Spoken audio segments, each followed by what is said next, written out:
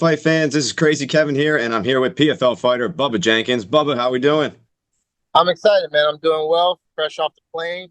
It's fight week. It's time to get it done. My man. Now, talk us a little bit about with your matchup here with Kamaka coming up. Yeah, I'm excited about the matchup with Kai. He's an excellent fighter. We're in the same city, so it's a little bit of a crosstown rivalry. Dewey knows their coach Dennis very well, and so that's always fun and game. Tongue in cheek with the two guys who are in France's corner going after each other. So we're pretty excited. There's a it's like that Boston New York effect. We're so close that there's almost a natural rivalry that should happen. PFL debut, and you've been fighting in PFL for a little bit. Do you think that has any advantages in your matchup as well? Absolutely. I know the style. I know the tournament. I know what PFL brings. I know the what it's like to be in the back. I know what it's like to weigh in. I know what it's like to do I know everything that they don't know. They've never been here. This is their first fight with the organization, and this is probably my 12th. So my experience with how quickly we respond and how quickly our next fight is definitely going to be paramount. I don't think it gives me that much of an advantage because every real good fighter is going to show up ready to fight as a real good fighter, regardless of the circumstances. But it does give me a little bit of understanding of what to expect because I've been here. With you training for the tournaments and you being in them for a couple times now, do you happen to train any differently with the point systems compared to how you would in maybe like Bellator or any other organization? No, you just train with the thought that you need to get a finish or you would like to get a finish. You train to try to win, Most of these fighters don't go out here with the thought of finishing. They go out here with the thought of winning. And when they finish, it's a cherry on the cake. When I get a knockout, when I'm throwing punches, I really just trying to land my combination. But if homie goes to sleep, that's an even better thing. So I really think that most fighters, there are some fighters that come out with that I gotta get it done mentality. But in my expectation, when I cool, calm, and collected, and I just let the fight come to me and let it happen, and I'm not looking for things, that's when I feel it's the best. So I don't try to train for gotta get a knockout, gotta get a submission. It's just you do what you're supposed to do at the task at hand. If the opportunity presents itself, let's get it. But other than that, I've been in the playoffs every year, so I haven't lost in the regular season, so I haven't had to change anything as far as that goes. When it comes to like elbows and maybe other rules in the PFL tournaments, do you wish that maybe elbows were involved and maybe any other sort of rules as well too? Absolutely. I am a massive elbower when I am on the ground. The fact that my national champion ass, wrestling ass, can't take someone down and just obliterate them with elbows. I mean, that was one of my go-to and really good things in Bellator. Even if they were getting up, they were going to receive some elbows at least from the takedowns and things like that. So I would like to see more of those, maybe even in the championship or in the playoffs where it's win or go home anyway. So why not just do the elbows? I think they don't do the elbows for the fact that we have quick turnarounds and we have stitches and things like that. But also the whole missing weight thing, there's got to be a bigger penalty for missing weight. Literally last year they crowned the champion who didn't make weight against the fight that we had. So, and then I got punished in a sense for not getting the Chris Wade fight because he didn't make weight. It's like, we are in a tournament. This is a one chance thing. You got to show up. The best ability is availability. If you're not available to make weight, if you can't make weight, get your ass the fuck out of here. We signed a contract out of weight class, and if you don't sign it or if you don't make it, don't expect me to try to lean over to try to help you. I don't know how much bigger you are than me. I care how much littler you did get. Absolutely. I definitely agree with you on that aspect. I mean, it's a hard situation, I guess, because it comes down to like every organization. You see a lot of these fighters, they'll miss weight and they'll end up winning their fight. And it almost seems like that 20%, they're willing to lose it in order to get their win. 20% of a shitty contract is like $3,000. You know what I'm Exactly. saying? What am I going to do with that when I'm missing out on $1 million fucking dollars? Exactly. It will pay itself off if you get that win. Yeah, no, 100%. I agree with you there. Now, when it comes to the PFL in general, you've been fighting all over the place. Is there any sort of dream arenas that you're looking to fight at anytime soon? You know what? I would love to see. I don't think anyone's ever fought there, or I don't think they've ever done it there. I would love to fight in my hometown in Virginia. There's the Hampton Coliseum. I've had many big wrestling matches there, and just something for that's a Navy town, Navy type place. big in supporting me. I'm a hometown legend, hero, whatnot. So to have something come back to home, I think my fans and friends and family would show out all over. So you were wrestling a lot in college. Talk to us about the importance of wrestling for MMA. It is the most important discipline that you can have. It is jiu-jitsu. It is the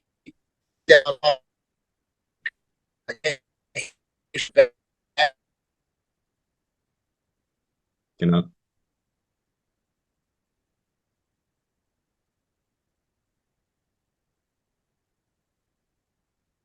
look how many of those guys are champions versus guys that are, just boxers or something like that. wrestling was the most important martial art after our question, and then I lost you after that. Say that again. You mentioned that wrestling was the most important martial art, and then I lost you after that. I didn't really hear anything after that. Yeah, it's the best discipline. All the champions, all the best champions are on the wrestler side. Most wrestlers, if you ever wore a singlet, look at how many guys also wore a singlet, but also have a belt. And you're going to find a lot of guys more on our side than on the Muay Thai, boxing, and jiu-jitsu side. I want to almost say combined, because there was a time that, there was probably 7 of 8 champions in the UFC that were all wrestlers. So it's just different times. See, they do a lot of like jiu-jitsu tournaments, but I don't think they do any sort of wrestling competitions. Would you in the future, would you be interested in doing some sort of wrestling competition, maybe against some sort of MMA fighter, or maybe even a pure wrestler in the future? Absolutely not. Wrestling's a young man's sport. To get down in a stance and then get down and grind and try to shoot a million shots on my knees and stay in a stance with my back, that is not where I want to be. The only reason why I got out of college, I got out of wrestling, because I had done everything I ever wanted to do in wrestling.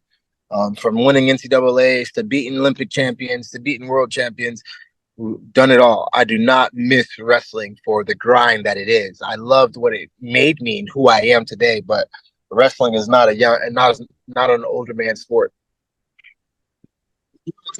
Being an older man sport, how long do you think you have left in MMA? I ain't gonna put a number on God, because it's not my path. He's the one leading and guiding and doing what he's doing. I'm just gonna stay resilient and endure. So when he says that, it's a wrap, it's a wrap. But I'm my 18 wasn't their 18. My 21 ain't their 21. My 36 don't look like they're 36 at all. With you being in the PFL for a long time now, is the PFL your home? Is that where you're looking to retire, or do you want to try to get one maybe fight in the UFC? I don't care about the UFC. What the fuck is the UFC? I'm saying, like, I think the American people need to know fighting is fighting. Bro, UFC was the first people to start it, and then they conglomerized and shut everything down and ran a monopoly. So therefore, there are other organizations, but UFC is not the, like, oh my gosh, the Super Bowl. Every fight organization that fights on the top level has the top guys. I feel like it doesn't really matter. They have a better product, and they had the government, they had everything leading that, they were the first to it. So it's a beautiful thing to see where UFC is and where all these other organizations are headed. But my bitch is bad. I don't care about somebody else's. Way to put it. Now, with that being said, too, we were talking a little bit about college wrestling. Bo Nickel fought last night. I was curious if you ended up catching his performance, and what do you think about his wrestling style? I thought his performance was mediocre and double thumbs down, like he gave himself. It seemed to be green, and he is going to be green. I think, obviously, like I just said, all the wrestlers are going to find their way to a belt. He's one of the best, but it's a different time. I think he was better maybe 10 years ago to be a wrestler coming from college to go into the sport and do what he wants to do. Now, so many guys are coming up that naturally know how to MMA wrestle, that, his massive strength in wrestling isn't as massive when it comes to the mixed martial arts game, because there are so many other facets that you have to get through to even wrestle, or to get a shot off, or to keep a guy down. And with those punches, even though he's a good athlete and he did what he had to do last night, there are going to be some really good defensive wrestlers, heavy hitters that he's not going to be ready for. And I just wish him the best. No, I definitely agree with you there when it comes to the performance and just everything you said in general there when it comes to that. Now, when it comes to just advice in general, when it comes to young fighters, what advice would you give to young fighters that are trying to make it into the pros like you? I would say be resilient. You know, there's going to be a lot of different times. You got wins and losses and ups and downs and weight cuts. And, you know, there's a lot of things that go into it. And to be at the highest level, you have to be able to keep getting back on the horse. Sometimes the horse will knock you off. Sometimes somebody else will knock you off the horse. But as long as you keep getting up, dusting your knees off, dusting your back off, you get back on the horse, you can actually be in there to have an opportunity to continue what you're after. So I would say if I could give any young kid a word of advice, learn how to be resilient, resilience, learn how to endure. It's definitely key. Now, with you getting ready to be on your 29th pro fight, Damn, yeah, I know, you're telling me. 29? 29. That's crazy. Damn. No, 29 pro fights. Which one do you think is the hardest one to prepare for? The next one. Shit, that's 29 fights. Damn, you just surprised the shit out of me. I didn't know I was thugging like that for that long. That's a lot of good wins right there. 29. I got what? I got 23 victories. 21, 21.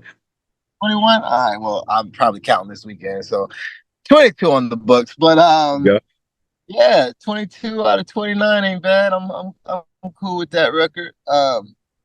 What was the question? That shit surprised the fuck out of me. Who's the hardest guy to prepare for out of those 29 guys? Who was the hardest guy to prepare for out of those 29 guys? I'm gonna say Lockney.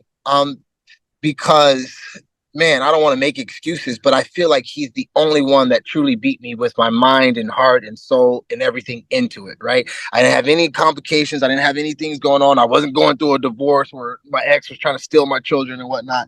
I completely lost to Lockney because Lockney was a better fighter in that round. I have, like you said, 29 fights. I have 7 losses.